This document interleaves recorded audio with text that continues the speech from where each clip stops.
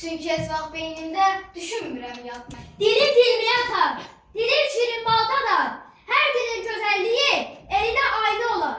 Dilim Nizami dili, Füzuli qəzəldir. Şəhriyar sadəliyi dahilərin dilidir. Üzeyir dili, Nizami əsərdir. Dilim Dədə Qorqudun müdriklik zirvəsidir. Dilim bir dastan, ştabəsi Qobustan, var minillik tarixin, yaşayı Azərbaycan. Dilim ata-anamın, məni sevdiyi dildir.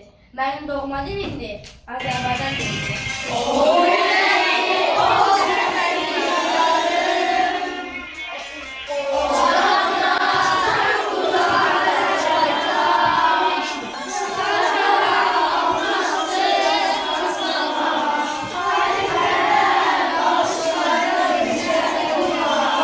Qarlı, sinəsi yaşlı ormanlı, dərələrin şirin barlı.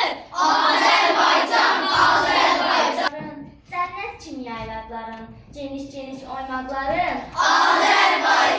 Ormanında maral gəzər, çöllərində ceyran süzər, göllərində qazlar üzər. Qayaların əlvan mərmər, belində var qızıl kəmər, bir yanda bəhri xəzər. Sən odu şölə salır, dünya səndən kişi qalır, bilməyəndə zülmət qalır. İpək pamuk gülün çoxdur, arpa buğda gülün çoxdur. Hər şey var, nəyin yoxdur. Yer üzündə yoxdur tayın, gür axar neçə çayın, bol veribdir fərəc payın. Batımın var, tərlərim var, çoxlu şirin dastanım var, qorxun yoxdur, düşmanım var.